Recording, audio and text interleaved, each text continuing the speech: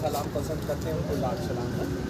बाकी और किसी को कोई और कलर का सलाम पसंद हो तो वो कर लीजिए, सलाम।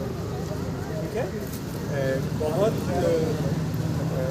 आपका बहुत आभारी हूँ। और एक पुराना यूनिवर्सिटी का शिक्षक होने की वजह से ये कि आप यूनिवर्सिटी को खुलवाने की बात कर रहे हैं, जो एडमिनिस्ट्रेशन को खोलना चाहिए था वो स्टूडेंट्स मांग कर रहे हैं कि यूनिवर्सिटी खोलिए। और मैं अपनी बात रखूँ उससे पहले एक गीत आपको सुनाना चाहता हूँ, सुनेंगे? और गाइएगा भी मेरे साथ। ये साथी ब्रिज मोहन का गीत है। सहते सहते मरने से, सहते सहते मरने से अच्छी है लड़ाई। ओ भाई हाथ उठा, ओ बहना हाथ उठा, ओ भाई हाथ उठा, ओ बहना हाथ उठा। सहते सहते मरने से, सहते सहते मरने से अच्छी है लड़ाई। ओ भाई हाथ उठा, ओ बहना हाथ उठा, ओ भाई हाथ उठा, ओ बहना हाथ उठा। आप ये पुलिस की तरफ से हैं?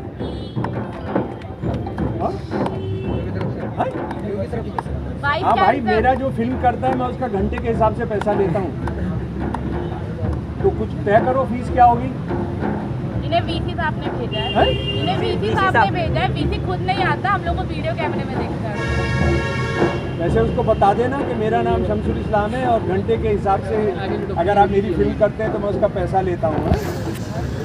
सहते सहते मरने से, सहते सहते मरने से अच्छी है लड़ाई। उठाई हाथ उठा, ओ बहना हाथ उठा, ओ भाई हाथ उठा, ओ बहना हाथ उठा। तेरा भी होना सबको, तेरा भी होना सबको देवे रे दिखाई। ओ भाई हाथ उठा, ओ बहना हाथ उठा।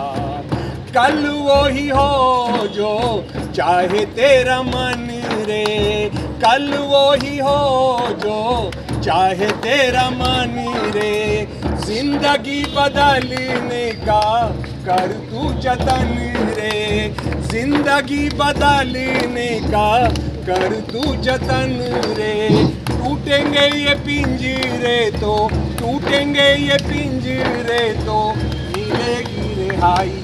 भाई हाथ उठा, ओ बहना हाथ उठा, ओ भाई हाथ उठा, ओ बहना हाथ उठा।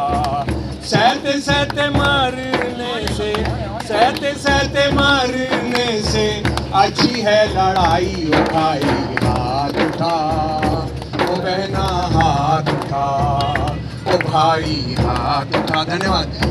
ओ भाई हाथ उठा, ओ बहना हाथ उठा। टूटे हुए सपनों को जोड़ना जरूरी, टूटे हुए सपनों को जोड़ना जरूरी। दिलों में हमारे भला कैसी है ये दूरी, दिलों में हमारे भला कैसी है ये दूरी। पेड़ तो हमारे पर, पेड़ तो हमारे पर छाँव है पराई। उठाई हाथ उठा, ओ बहना हाथ उठा, ओ भाई हाथ उठा, ओ बहना हाथ उठा। घर तक पीछे पीछे आया है अंधेरा, घर तक पीछे पीछे आया है अंधेरा। आंखों में हमारी दिखता है वो सवेरा, आंखों में हमारी दिखता है वो सवेरा। दुनिया में प्यार बचे, दुनिया में प्यार बचे, बचे सच्चाई। ओ भाई हाथ उठा, ओ बहना हाथ उठा, ओ भाई हाथ उठा, ओ बहना हाथ उठा। तो आपने बड़ा अच्छा मौका दिया है ये भाई ने आकर के हम सीधे वाइस चांसलर से जो शाखा से सीधे यहाँ पर आए हैं, है ना। लेकिन आप जानते हैं ना ये आजकल शाखा वालों का दौर है, सब जॉब के लिए शाखा ही। पर आप ऐसा मत सोचिए कि सारे शाखा होने पर वो उनको कोई ये करते हैं, टॉस से करते हैं। नहीं, उसमें जो गांधी जी के सबसे ज्यादा नोट रखता है उसका जॉब मिलता है। यानी मान लीजिए वाइस चांसलरशिप के लिए पांच लोग हैं, तो पांचों आरएसएस की शाखा के अपने फोटो ले आए। आजकल तो पैंट के साथ फोटो रहता है, और उन्होंने बता दिया जी हमने फला इतनी यूनिवर्सिटीज में देखिए उनका सत्यानाश करके आया हूँ, तो मेरा अब यहाँ पे बनता है वाइस चांसलर यूनिवर्सिटी होने का या जेएनयू के वाइस चांसलर होने का। तो आप ये सोचते हैं कि अब सबका लेवल प्लेइंग फील्ड हो गया ना।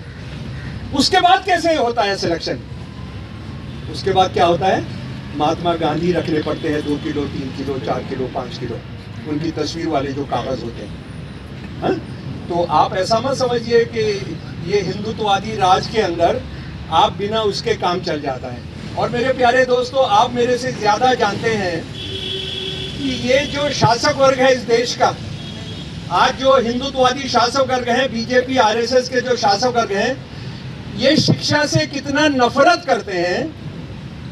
नंबर 2 पर हम आएंगे कि कौन सी शिक्षा ये हासिल किया देना चाहते हैं। शिक्षा से कितनी नफरत करते हैं उसका अंदाजा तो आपको हो गया था जब मोदी जी ने आने के बाद एक 10वीं पास जिनके पास सर्टिफिकेट नहीं है उनको एचआरडी मिनिस्टर बनाया था।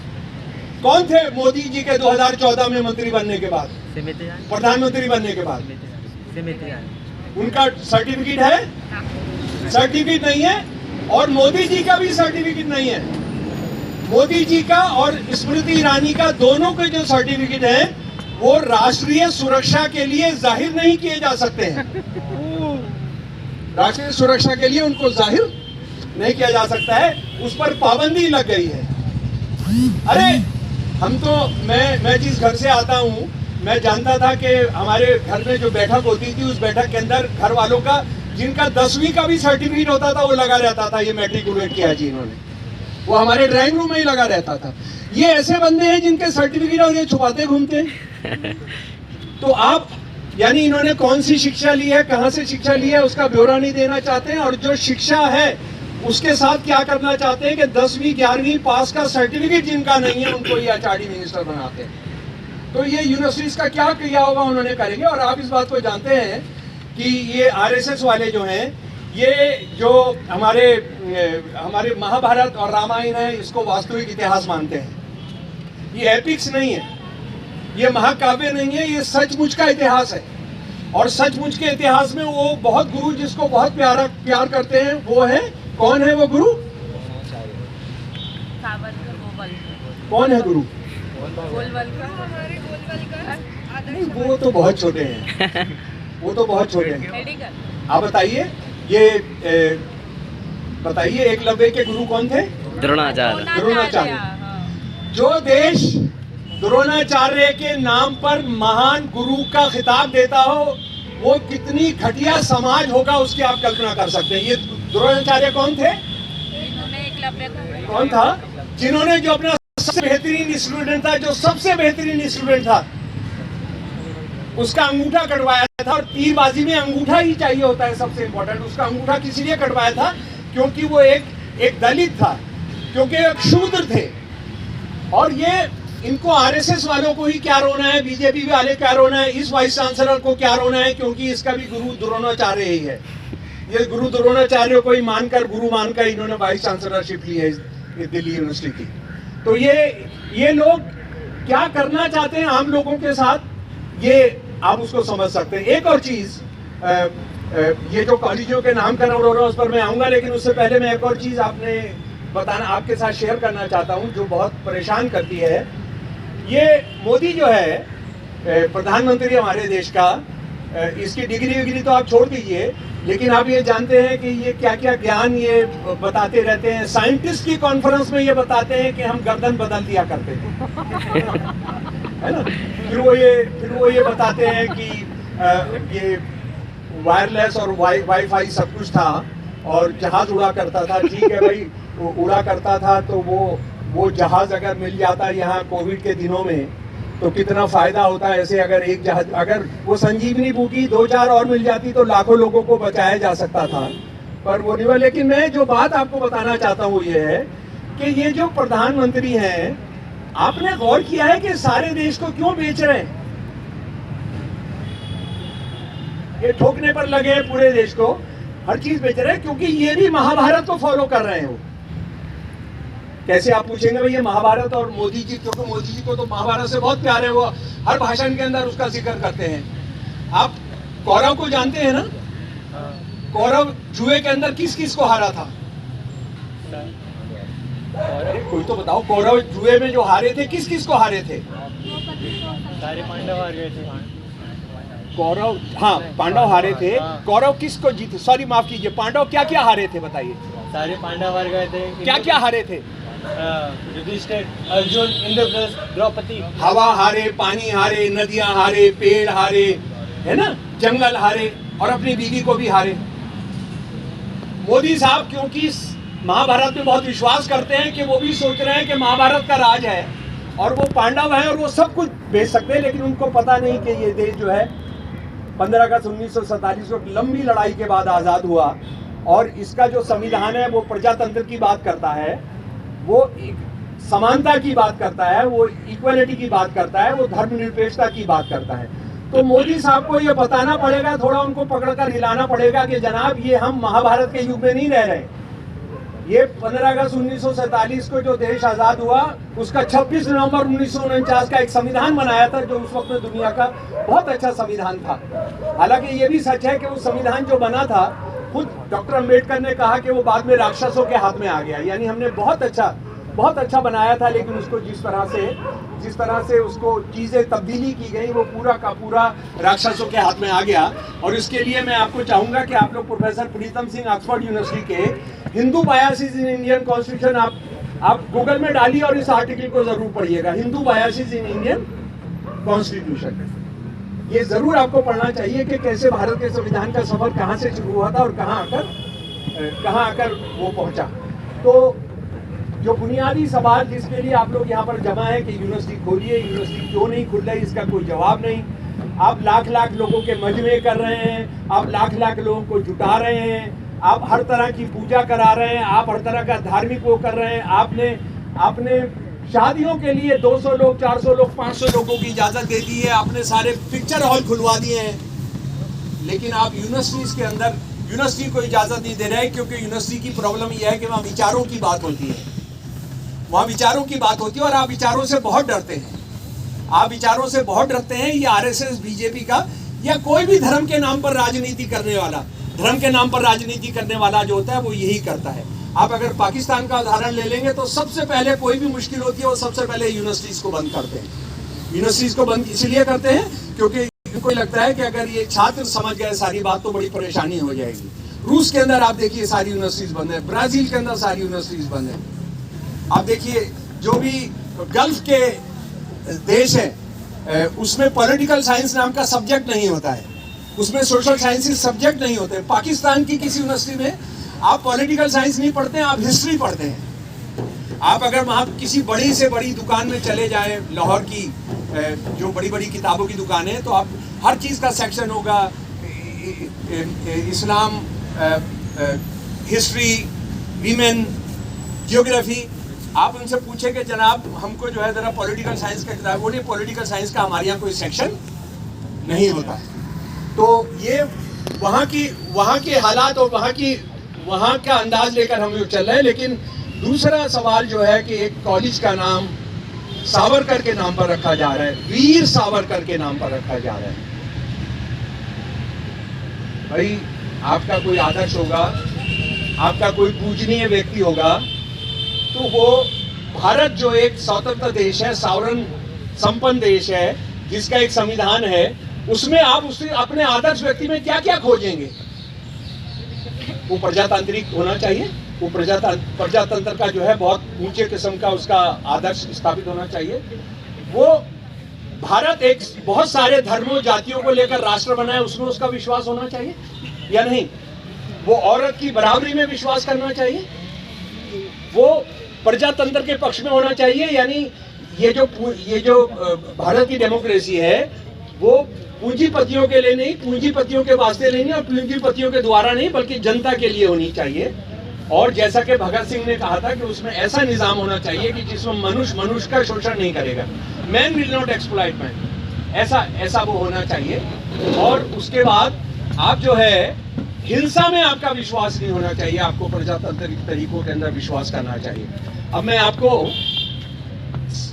वीर सावरकर के और आजादी की जो लड़ाई थी उसमें उनका कुर्बानी, क्योंकि वो उस दौर में थे जब भगत सिंह, राजगुरु, सुखदेव शहीद हो रहे थे, जब अशफाक उल्लाह शहीद हो रहे थे, राम प्रसाद बिस्मिल शहीद हो रहे थे, जब उधम सिंह शहीद हो रहे थे और शहीद होने से पहले अपना नाम बता रहे थे, उधम सिंह नहीं बता रहे थे, क्या नाम बता रहे थे? मोहम्मद सिंह आजाद। और उन्होंने कहा 1940 की बात मैं आपको बता रहा हूँ, 1940 जब ये गांधी जी को मारने और इस देश को हिंदूवादी राष्ट्र बनाने का जब ये भाषण कर रहा है, गरम गरम भाषण कर रहा है सावरकर, तो तब वो कह रहे थे कि मेरा नाम है मोहम्मद सिंह आजाद, और उन्होंने लिखा जो मेरे को इस नाम को बदलेगा वो मेरा दुश्मन होगा, वो मेरा दोस्त होगा, लिख कर गए हैं वो। लेकिन बदकिस्मती से ये भी सही है, क्योंकि ये बहस है नहीं, यूनिवर्सिटीज पर इन सारे क्रिमिनल्स का कब्जा है, हिंदुत्ववादियों का, तो उसका नतीजा ये हो रहा है कि आज सरदार उधम एक फिल्म बनाई, काफ़ी अच्छी फिल्म है, वो जो बनाने वाले बहुत अच्छी फिल्म बनाते हैं, लेकिन उन्होंने क्या किया है कि उधम को सरदार बना दिया उन्होंने। जैसे भगत सिंह को आप देखेंगे कुछ लोगों ने जाट बनाया हुआ है, कुछ लोगों ने सरदार बनाया हुआ है ना, और अपने इनको कंबोज बना दिया है अपना उधम सिंह को। तो उस फिल्म की एक प्रॉब्लम ये है, मेरी उनके डायरेक्टर उनसे सबसे बातचीत भी हुई, पर क्योंकि अब तो वो बन चुका है वो कि आपने क्यों बनाया, और फिल्म का नाम सरदार उधम आपने रखा, तो ये बड़ी अजीबोगरीब बात है। दूसरी बात यह है कि उन्होंने बहुत बड़ी गलती की है कि आरएसएस वालों ने या प्रगतिशील विचार बहुत सारे रखने वाले लोगों में जो थोड़ा हिंदुत्ववादी दिमाग है, उन्होंने मोहम्मद सिंह आज़ाद का नाम बदल के राम मोहम्मद सिंह आज़ाद कर दिया। उन्होंने राम घुसा दिया उसके अंदर, राम जोड़ दिया, और तर्क ये था कि मोहम्मद सिंह आज़ाद जो है, मोहम्मद मुसलमान नाम, सिंह नाम, और आज़ाद हिंदू नाम, चंद्रशेखर आज़ाद। उन्होंने कहा यार आज़ाद तो उर्दू का लफ्ज़ है, ये तो हिंदू नाम हो ही नहीं सकता है, तो उन्होंने क्या किया, उसमें एक राम लगा दिया उसके, जो बिल्कुल गलत है, जो इस फिल्म में भी किया गया। और आप लोगों को जब भी मौका मिले, जब भी लिखने का मौका, ये सवाल उठाइएगा कि मोहम्मद सिंह आज़ाद को क्या हक पहुंचता था आपने राम मोहम्मद सिंह आज़ाद करने में, जो आज आरएसएस बीजेपी वाले इस देश के साथ कर रहे हैं। तो मेरे प्यारे दोस्तों, हम जरा एक एक करके हम जो बात रखने जा रहे हैं वो बिल्कुल आरएसएस या सावरकर की, वीर सावरकर के आलोचक की कोई बात मैं आपके सामने नहीं रखने जा रहा हूं। मैं जो सारी बात रखने जा रहा हूं वो सारा हिंदू महासभा, आरएसएस और सावरकर के लेखों से आपके सामने बात रखना चाह रहा हूं, ठीक है? तो और ये जो है, ये कोई चाय खाने वाली बातचीत नहीं हो रही है, ये कोई एक जर्नलिस्टिक टॉक भी नहीं है। मैं आपके सामने वो तथ्यों के साथ, क्योंकि आज तथ्यों के साथ रहना, फैक्ट्स को जानना बहुत ज़्यादा ज़रूरी है। तो क्योंकि मैं बहुत सारे डॉक्यूमेंट्स को रेफर करूंगा, तो मुझे माफ़ करेंगे कि मैं इसको नहीं इस्तेमाल कर पाऊंगा। हाँ, ठीक है, थैंक यू।